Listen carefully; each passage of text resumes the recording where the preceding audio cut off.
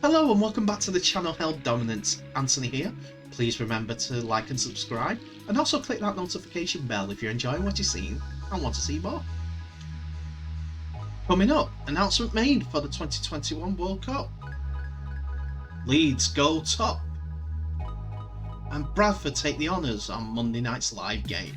Leeds Rhinos women continued their unbeaten start to 2021 Bradford Women's Super League season by claiming a 28 points to 6 result over Wigan Warriors women at Victoria Park. Both sides made the perfect starts to the season with 5 wins from 5 and a joint top with 10 points.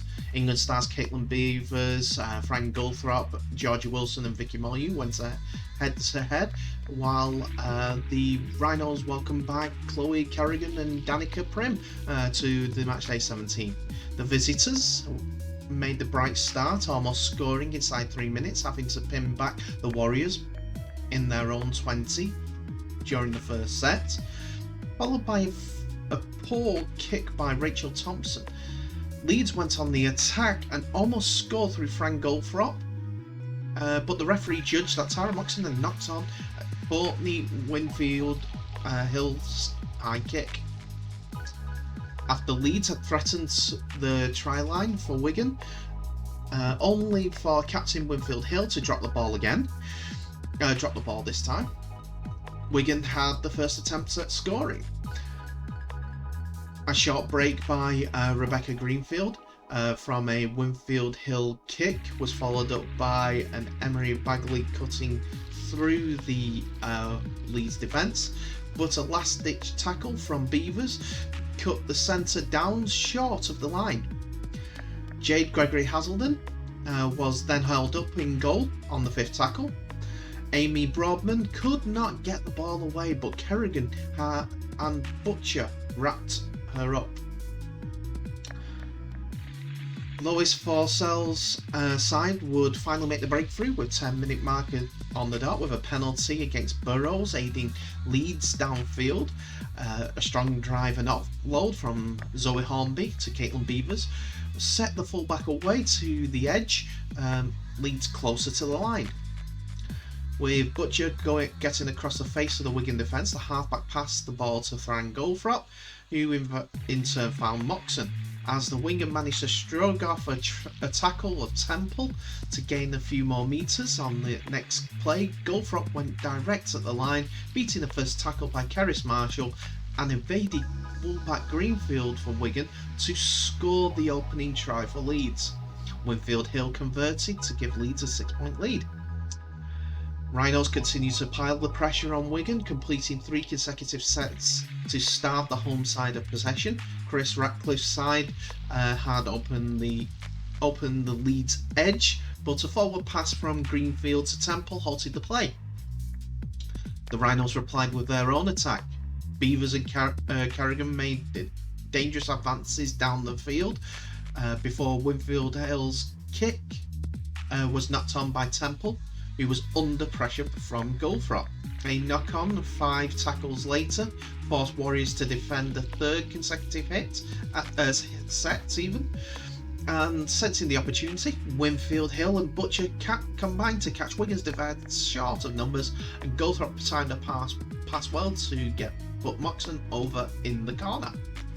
Greenfield came close for Wigan, taking a ball inside from Thompson before bouncing out of 2 tackles to get the ball down, but the referee disallowed the attempt for double movement. It was a sign of what was to come, though, that for the Warriors, as another break by the fullback set Wigan up in a dangerous position. Clever work from Burrows gave the impression she was going to the edge, but instead she threw a short pass to Vicky Molyneux, who broke through the tackle of Frayne and sidestepped Beavers to score under the post. Amy Broadman converted to make the scores 10 points to 6 to Leeds. With one final twister before half-time, and it was in favour of the Rhinos. Wigan looked set to score again off the back of a penalty against Tasha Gaines, but Leeds defended the set, and Beavers picked up a Burrows kick through on the line. An offload from Danica Prim looked to have put Leeds away, but Butcher's pass to Goldrop was knocked on by Temple, gifting Leeds a new set of 6. Temple was getting everywhere on this game, stopping the tackle, but it was the inevitability as Rhino spread the ball across the field to Butcher. His pass found Goldrop, and it was perfect to put the centre over for a second of the afternoon.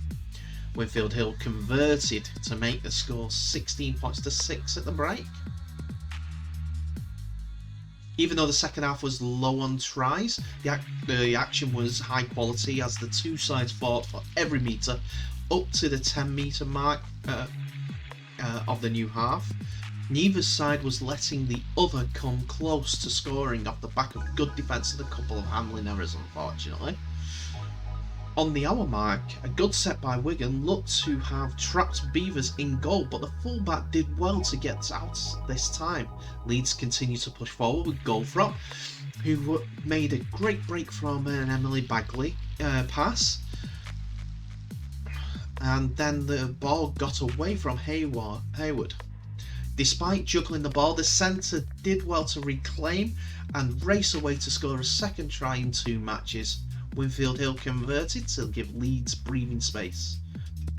Wigan did indeed push for points, benefiting off back-to-back errors from Rhinos, but they couldn't find the final touches. The best chance on Thompson, Burrows and Greenfield tried to open the Leeds left edge before Greenfield was brought down. Emily Bagley tried to go down the short side but was unsuccessful on the next play. Try scorer Molyneux attempted to offload to Marsh, but Leeds batted the ball down, forcing a repeat set. Moving across the field, Leeds did well to keep their opponents out before Amy Wood threw a speculative pass right into the arms of Moxton, who ran the length of the field to finish the game off. That left 16 minutes to go, and as I said, it finished the game off, but it was no want of trying for more points. Both sides were still pushing. For instance, Anna Mary Davis was taken over the sideline. Haywood opened the space for Robinson to break free, but as the winger passed inside for a centre partner, the ref pulled the play up for a forward pass. As the clock wound down, Leeds held on to secure 6 consecutive wins of the season and stop Wigan's unbeaten run in its tracks.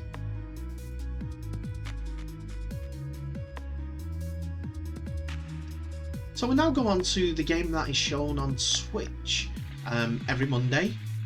The Women's Super League, the Bradford Women's Super League, is shown on Twitch. The game that they choose for the weekend, and every single game is played at Odsal in Bradford. This one was a home game for Bradford Bulls as they faced the Wakefield Trinity side. Bradford were languishing in 9th place at this time due to a combination of illnesses, injuries, work commitments, while Wakefield Trinity finished at the bottom of the league, unfortunately.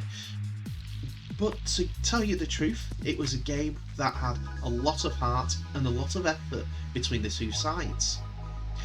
In atrocious conditions, a lightning start saw Danny Bowes score twice and Stacey Greenwood touched down in the opening quarter.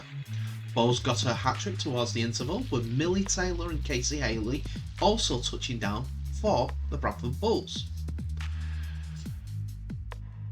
Linda McQueen got in the act as well, with Bowes scoring again for a 4th of the evening.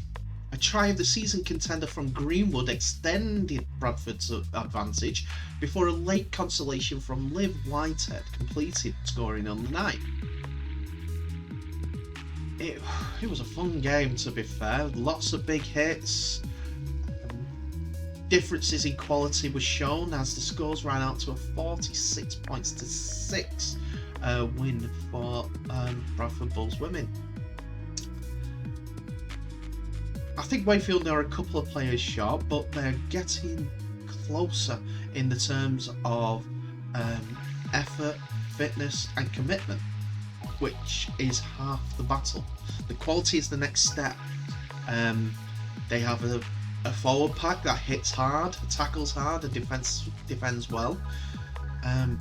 But there were some great tries by Bradford. As I mentioned, the aforementioned Greenwood one. But the second try from Bowes, just to give you an example, Greenwood for Bradford was running towards the line, and she decides to kick into a space. That space was just over the defensive line, and she kicked with the outside of her right foot over the right hand side of the defence, with Dunn, the other centre, chasing the ball through to catch the ball. She draws the fullback in, and she passes unselfishly. She could have handed off and went herself, possibly got tackled in the meantime, but she passes it off to Danny Bowes, who scores right to the posts, 10 metres in from the line, from the touchline. But on my Twitter, you'd see my comments on the Greenwood try, because it was, she got the ball in the centre of the field on a 35. She went towards the line, did a couple of side steps, and went across the front of the Wakefield defence, running to her right. She puts another step on, goes through the gap. She fends one off to the ground.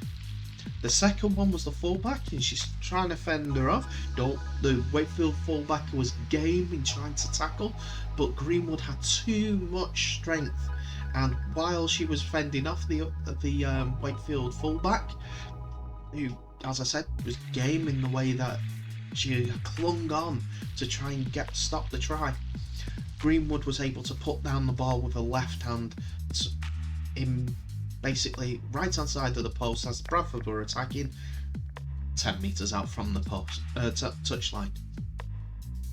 It was a good try, a good season. Try the season contender, no matter which level of rugby you are. Hopefully you'll be able to see the highlights on Sky Sports tonight, because you'll be able to see this fantastic try.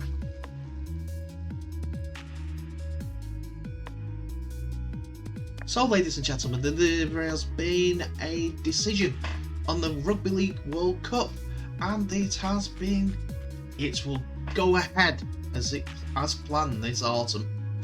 Organisers held back from making a final call due to lingering impacts on the coronavirus pandemic, but it was understood a decision has been finally made, with an official announcement expected. There were fears that the tournament would be delayed by 12 months, but it will kick off as scheduled at Newcastle St James's Park on Saturday the 23rd of October, with the opening ceremony followed by the group match between hosts England and Samoa. The hold-up was largely due to concerns expressed by Australian clubs over travel for the need of players to go into quarantine on their return to the UK. As a result, Australia were reluctant to sign the participation agreement, but it's understood a deal has been struck now. It is thought Rugby League World Cup organisers have agreed to foot the bill for chartering flights to bring the estimated 400 players and officials from Australia. That is because half of the 16 nations will be travelling from the Southern Hemisphere, bringing most of them belonging to the NRL clubs, and it could be some of the players may not agree to come. Teams will be able to expand their squads with provisions to drafting players for later withdrawals. World Cup officials have begun planning for an event more than 5 years ago, pointing to the recent success of Euros 2020 and Wimbledon as evidence that England can host a global tournament safely. It is also thought that the government, which provided 25 million in funding to the British game, push strongly for the tournament to go ahead. The outcome will be a major relief to organisers who have put into place a host of broadcasting and sponsorship deals as well as arranging base camps for all 16 teams. It's one of the most inclusive sports, as we covered before, and it's also one of the most inclusive tournaments ever to be played in sport, as the Women's Rugby League World Cup and the wheelchair events will be held alongside the men's competition for the first time. A 12-month postponement was likely for the tournament as part of FIFA World Cup's organisation. That would have been a travesty for Rugby League because all eyes would have been on that. But the field goal factor generated on the back of Euro 2020 has brought about the likelihood of full stadium when the games go ahead. So that's the UK side of it. Now, looking at it from the Australian point of view, there's likely there will be some pushback from clubs. So it's understood that the participation as agreement has been signed, but Australia, news coming out of Australia is that it's not yet been signed. While there's still significant apprehension about the clubland, from clubland about the impact of hotel quarantine on the return having on pre-seasons. The NRL's almost indefinite move to Queensland following the COVID outbreak in Sydney has highlighted the concerns over player welfare at this time and time away from home. NRL Andrew Abdo said on Monday that it would not be compulsory for any players to feature in the tournament if it goes ahead, with the decisions up to the individuals. They'll probably name the squads and say, do you want to go? NRL's count for a significant majority of players in the men's draw, with 400 staff and officials, as I mentioned, expected from Australia across the women's, men's and wheelchair tournaments, but organisers are desperate to do whatever they can to appease players and clubs' wishes. One eye is also kept on a trial for Paralympians to quarantine at the home of Tokyo after they were fully vaccinated. World Cup organisers have also enlisted former Canterbury CEO Andrew Hill to work on the ground in Australia from a strategic standpoint to enlist biosecurity experts from the Euros in England. Australia's sporting teams have also flown around the world in recent months, with cricketers currently in the Caribbean, and a spring tour is planned for the Wallabies. So, they're keeping an eye abreast of all sports, which they should do to keep their players safe. I do hope that they don't have a last minute change of heart, as these other events, Tokyo Olympics, fully vaccinated, charter flights, bubbles for 16 teams in bases, is likely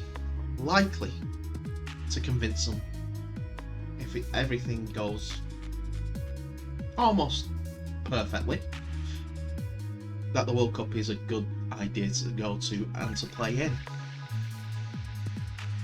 As far as we know, it's a go ahead, and it's left to the club's players to make the final decision. They'll probably get pressure off their own clubs, but that comes with the territory.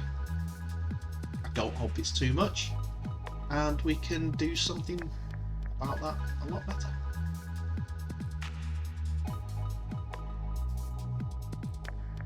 So that's it for another video, ladies and gentlemen. Thank you so much for watching.